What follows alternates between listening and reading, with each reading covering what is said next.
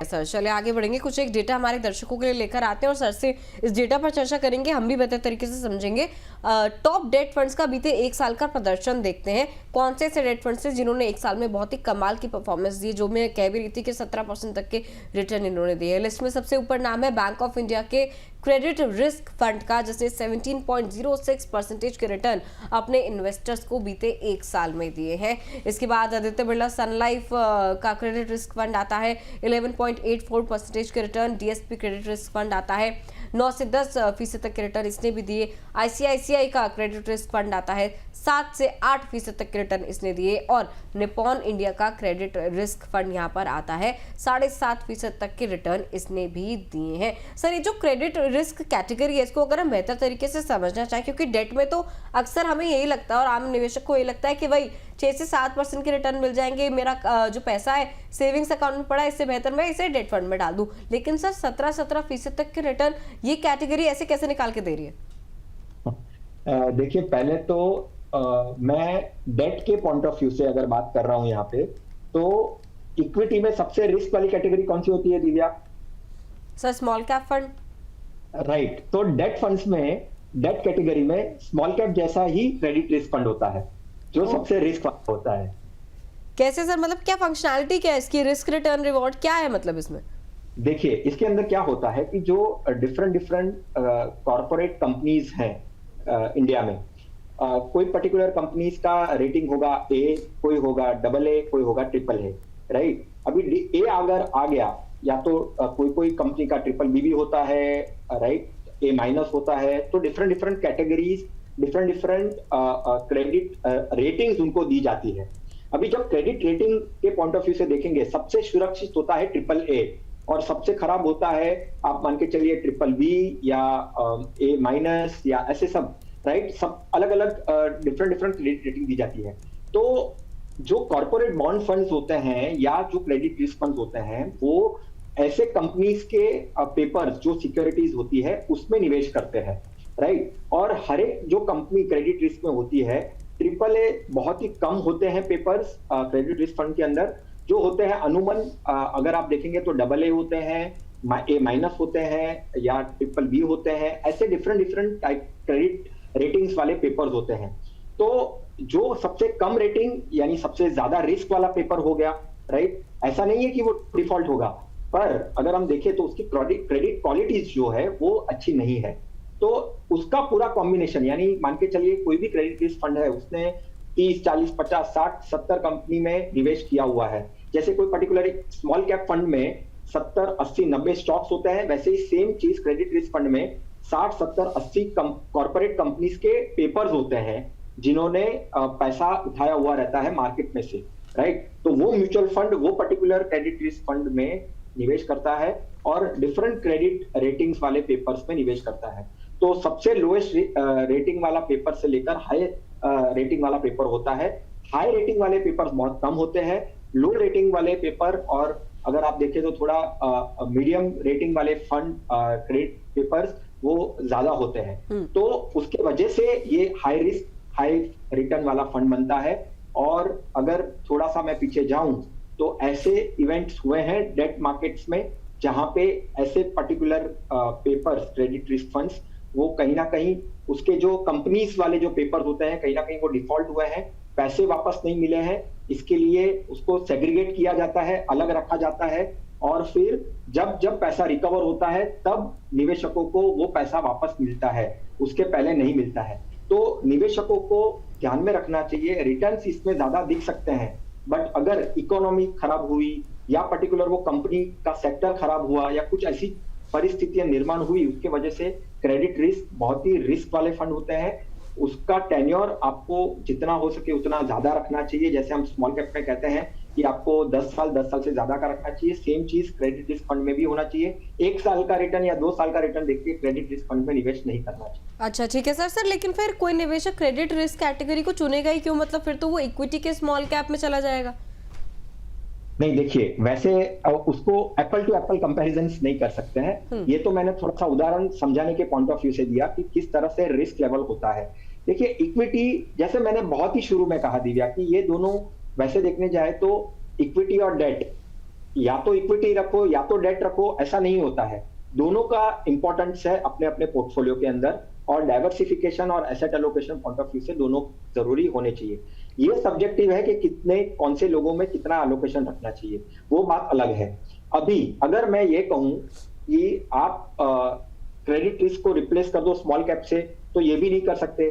आप जब date category का या तो डेट एलोकेशन का आप 20 से 30% अगर आप एलोकेशन रखते हो, तय करते हो, और उसमें आप ऐसा सोचते हो, या तो आपका वित्तीय सलाहकार आपको ऐसा बोलता है कि आपकी अगर रिस्क एपेटाइट है तो 5 to 10% हम एलोकेशन ऐसे क्रेडिट रिस्क पर ले सकते हैं जो पर्टिकुलर कंपनी का debt fund, credit risk fund सालों से काफी अच्छा कर रहा है, काफी अच्छी तरीके से रिस्क मैनेजमेंट कर रहा है।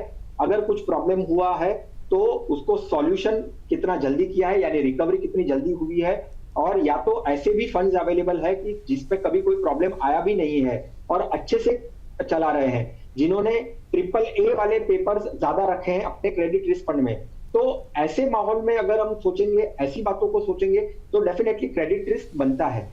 पॉइंट यहाँ पे सिर्फ यही है कि क्रेडिट रिस्क का एलोकेशन, अगर आप डेट एलोकेशन करके पूरा एलोकेशन आप क्रेडिट रिस्क पे कर रहे हो तो वो रिस्क ही बन जाता है। आप थोड़ा सा रिस्क लेकर आपके डेट रिटर्न्स को बढ़ाने के पॉइंट ऑफ व्यू से आप क्रेडिट रिस्क फंड जैसे फंड्स में निवेश कर सकते हैं। मतलब AAA या AA रेटेड रेटिंग वाले, उससे जो कम वाली रेटिंग वाले जो आपके बॉन्ड्स होते हैं यहाँ पर उसमें निवेश किया जाता है, लेकिन उनमें ज़्यादा क्षमता होती है रिटर्न्स यहाँ पर देने की, ब्याज देने की।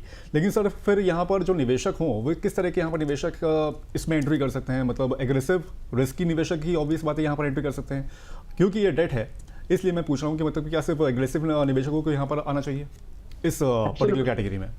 एब्सोल्युटली। एक तो पहले उनका रिस्क जो प्रोफाइल है वो risk profile mid to high, यानी मीडियम रिस्क लेके हाई रिस्क लेना चाहते हैं डेट फंड्स के पॉइंट ऑफ व्यू से, रिटर्न्स के पॉइंट ऑफ व्यू से, तो ऐसे निवेशक शामिल हो सकते हैं, पार्टिसिपेट कर सकते हैं ऐसे कैटेगरी के फंड्स में। जब आपका टेन्योर 3 से 5 साल और 5 साल से ज्यादा का है और डेट एलोकेशन आपको पोर्टफोलियो में बना के रखना है, वैसे लोग ऐसे फंड्स में निवेश कर सकते हैं। आपको रिटर्न्स आपके फिक्स डिपॉजिट से ज्यादा चाहिए, यानी 1-2% आप आपके फिक्स डिपॉजिट से ज्यादा बनाना चाहते हो आपके पोर्टफोलियो के अंदर, और आप वो रिस्क उसका समझ सकते हो, तो आपको क्रेडिट रिस्क जैसे फंड्स में निवेश करना चाहिए।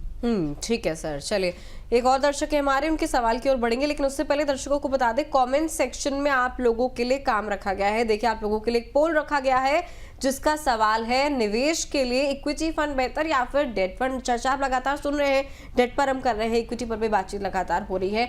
बाजार के मौजूदा माहौल को देखते हुए आपको क्या लगता है, इक्विटी फंड आपके लिए बेहतर है या फिर डेट फंड बेहतर है, या फिर दोनों का कॉम्बिनेशन आपके पोर्टफोलियो में जो है होना चाहिए? इस पोल पर वोट करके आप अपना सवाल जो है, अपना जवाब जो है हमारे साथ दर्ज करा सकते हैं। उसके बाद जिस पर मैक्सिमम वोटिंग आएगी उस पर हम विरल सर की टिप्पणी भी लेंगे। चलिए आगे बढ़ते हैं। हमारे दर्शक है यूसुफ हैदर कह रहे हैं मेरी इक्विटी फंड्स में ऑलरेडी SIPs चल रही हैं 3-4 फंड्स में, इसके अलावा 20,000 रुपए महीने का नया निवेश पारंपरिक कंजर्वेटिव हाइब्रिड फंड में करना चाहता हूं, क्या ये सही है? कोई इस फंड पर बात नहीं करता है, ऐसी नाराजगी क्यों दिखा रहे हैं सर? साथ में ये भी लिखा है कि सब लोग SBI और कोटक के कंजर्वेटिव फंड के बारे में बातचीत करते हैं, ऐसा कुछ नहीं है। सर विरल सर, आपकी क्या टिप्पणी रहेगी? ऑलरेडी प्योर इक्विटी फंड्स में इनकी सिप्स चल रही हैं, उसकी जानकारी भी इन्होंने दी है। हालांकि ICICI का मल्टी एसेट है, HDFC फ्लेक्सी कैप है, निपॉन मल्टी कैप है, कोटक का मिड कैप है, बंधन स्मॉल कैप है, 20,000 रुपए की SIP इन्होंने इसमें कर रखी है। सर ये जो एक नया फंड ये ऐड करना चाह रहे हैं, पारंपरिक कंजर्वेटिव हाइब्रिड, क्या कहेंगे आप इस पे?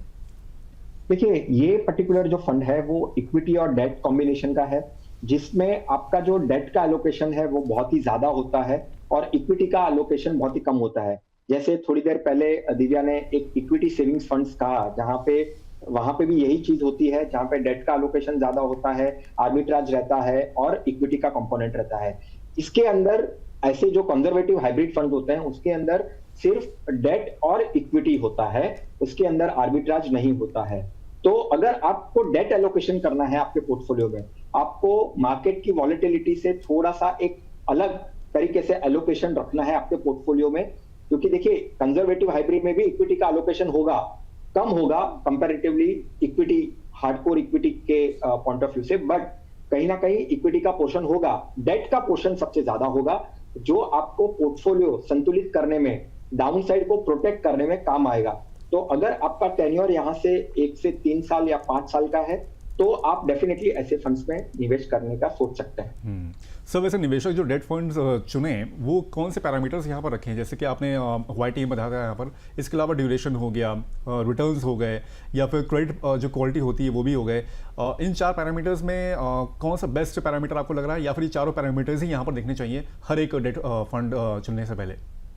डेफिनेटली, और उसमें मैं एक ऐड करूंगा फाइनेंशियल गोल। आपका फाइनेंशियल गोल यानी आपका एक पर्टिकुलर कौन से गोल के लिए आप ये कर रहे हो, भले वो लॉन्गर टर्म का हो, बट आप मार्केट के वॉलेटिलिटी से थोड़ा सा दूर चाहिए आपको शॉर्ट ऐसा मान के चलना है कि नहीं, मुझे मैं इतना करूंगा तो कम से कम मुझे इतना तो रिटर्न मिला के मेरा पोर्टफोलियो में ये पर्टिकुलर वैल्यू तो बनी जाएगी। ऐसी अगर आप सोच रखते हैं तो डेफिनेटली आपको डेट फंड्स देखना चाहिए। सारे पैरामीटर्स बहुत इंपॉर्टेंट है, ड्यूरेशन इंपॉर्टेंट है, YTM इंपॉर्टेंट है, आपका गोल इंपॉर्टेंट है, आपका रिस्क एपेटाइट इंपॉर्टेंट है। सारे चीजों को मिलाकर आप अगर एक डेट का एलोकेशन पोर्टफोलियो में बना रहे हो तो सारे चीजों को ध्यान में रखकर आप डेट का एलोकेशन देख सकते हैं।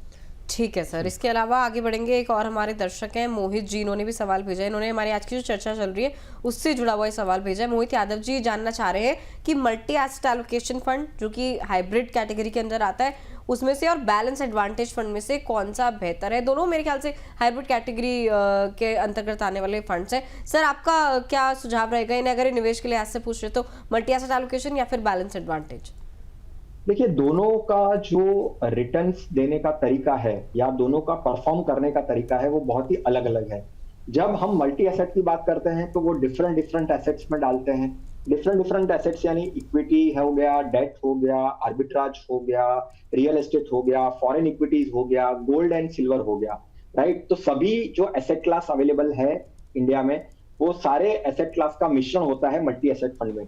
और जब हम बैलेंस एडवांटेज की बात करते हैं तो उसमें मुख्यतः इक्विटी और डेट ये 2 ही एसेट क्लास होते हैं और कोई अलग एसेट क्लास होता नहीं है बैलेंस एडवांटेज में। हालांकि बैलेंस एडवांटेज फंड में ये होता है कि जिस तरह से मार्केट का मूड होता है या तो जिस तरह से डायरेक्शन होता है उस तरह से जो फंड मैनेजर है वो इक्विटी और डेट का एलोकेशन चेंज करता है, वो डायनेमिकली चेंज करता है, राइट। उसमें कई बार स्टैटिक भी होता है, कई बार डायनेमिकली होता है। हर एक फंड अपने अपने तरीके से वो मैनेज करता है, पर दोनों डिफरेंट टाइप ऑफ फंड है। मल्टी एसेट आपको बहुत ही डिफरेंट एसेट के मिश्रण करके आपको एक पर्टिकुलर फंड मिलेगा।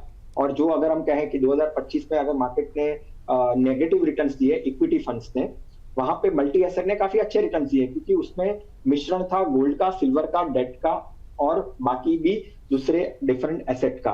और जहां पे हम बैलेंस एडवांटेज की बात करें तो वो सिर्फ इक्विटी और डेट में ही निवेश करता है। सर वैसे हम लोग कभी कभी देखते हैं कि इंटरेस्ट रेट बढ़ाए जा रहे हैं, कभी घटाए जा रहे हैं। इन दोनों सिनेरियोज को देखते हुए ऐसे कौन से डेट फंड्स हैं जो इन दोनों को केटर करते हों, मतलब जब बढ़ भी रहे हो तब भी सेफ रहें और जब इंटरेस्ट रेट घटाए जा रहे हो तब भी सेफ रहें? बहुत ही एक अच्छी कैटेगरी है डेट फंड्स में जिसकी जानकारी मैंने नहीं दी अब तक, जो होता है फ्लोटिंग इंटरेस्ट रेट फंड। जो मार्केट में जो डिफरेंट जो चेंजेस होते हैं इंटरेस्ट रेट्स के पॉइंट ऑफ व्यू से, हालांकि पिछले कुछ सालों से तो काफी अच्छी तरीके से डायरेक्शंस मिल रहा है, इतने बदलाव तुरंत नहीं होते हैं। हालांकि परिस्थितियां अभी ये भी हो गई है कि कभी हम इंटरेस्ट रेट डिक्रीज की बात कर। सर आपकी आवाज थोड़ी सी शायद कुछ ग्लिच हुआ है, उसमें आवाज आपकी म्यूट हो गई है। चलिए ठीक है, सर से फिर से रिकनेक्ट करेंगे। एक बार स्क्रीन पर लेकर आते हैं, देखिए क्योंकि डेट फंड पर आज हम चर्चा कर रहे हैं कौन से वो फंड थे जिन्होंने बीते 1 साल में बहुत ही कमाल की परफॉर्मेंस दी है और निवेशकों को इक्विटी फंड्स जैसा ही रिटर्न बनाकर दिया है। देखिए सबसे पहले तो आपकी स्क्रीन पर आ रहे हैं कितनी तरीके के डेट फंड्स होते हैं। ओवरनाइट एक कैटेगरी होती है, बैंकिंग एंड PSU होता है, इसके अलावा देखिए लॉन्ग ड्यूरेशन फंड होते हैं, medium to long duration fund भी होते हैं, मनी मार्केट फंड्स होते हैं। तमाम चीज़ों पर जो है विरल सर ने ऑलरेडी आपको समझा दिया है किस तरीके से किसकी क्या फंक्शनैलिटी होती है, कितने समय के लिए आप किस में अपना पैसा जो है पार्क कर सकते हैं, अपना निवेश कर सकते हैं। लिक्विड फंड होते हैं, मीडियम ड्यूरेशन फंड होते हैं। इसके अलावा अगर हम देखें कौन से ऐसे फंड रहे जिन्होंने बीते 1 साल में बहुत ही शानदार रिटर्न अपने निवेशकों को दिए। क्रेडिट रिस्क एक कैटेगरी है, उसमें टॉप डेट फंड्स का 1 साल का रिटर्न अगर हम देखें तो बैंक ऑफ इंडिया का क्रेडिट रिस्क फंड इसमें हमारी लिस्ट में सबसे टॉप पर शामिल है, 17.06% के रिटर्न दिए हैं। इसके अलावा आदित्य बिरला सन लाइफ का क्रेडिट रिस्क फंड यहाँ पर 11.84% के return, DSP credit risk fund 9.87 के रिटर्न, और इसके अलावा आईसीआईसीआई और निपॉन भी यहाँ पर टॉप लिस्ट में शामिल होते हुए हैं।